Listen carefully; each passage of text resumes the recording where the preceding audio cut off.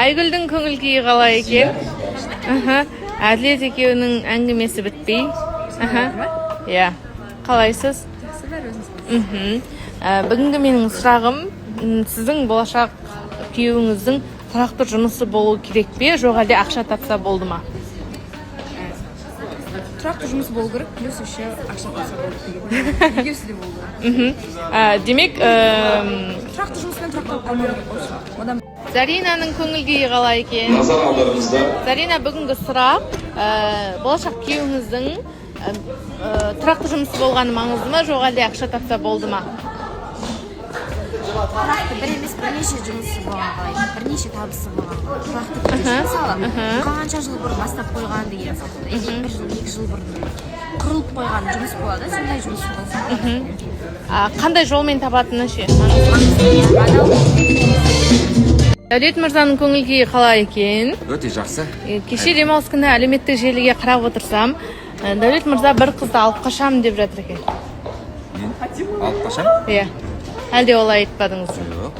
Комментарийге кірсем, алып қашу туралы әңгіме болғандығын жазған екен Жансаяны. Алып қашам деген әңгіме. Алып кетем дедіңіз бе әлде? Алып кетем деп айтқан жоқ, алып қашам деп айтқан жоқ. Басқа әңгіме болды ма? Енді мен негізі алып қашуға Бөлек тоже Оның қандай жолмен келетіні маңызды ма деген сұрақ қой.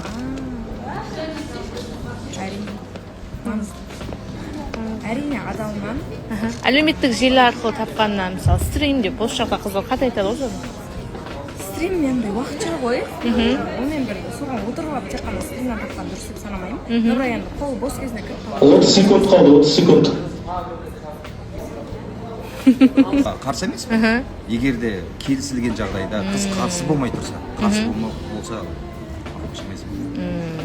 Мен комментарийде оқысам, я Жансаяны алып қашу керек, Ринат алып қашып кетпей тұрғанда деген сияқты жазыпты да. Жоқ, маған ауырады, керісінше айтады. Алып қашуға қарсы емеспін деп Жансая айтады, сен алып қашып кетсеңші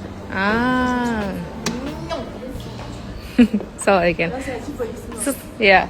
Сіз қандай ойдасыз? Қандай ойда дегенде қыз қарсы. Қайырлы күн, қалайсыздар, аман есенсіздер ме?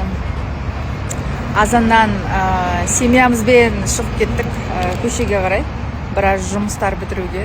Лорға бардық, кстати, семьямызбен тексерілдік. Вот, Алла қаласа енді бұйырса жақсы жаңалықтармен бөлісетін боламыз алдағы уақытта отбасымыздың.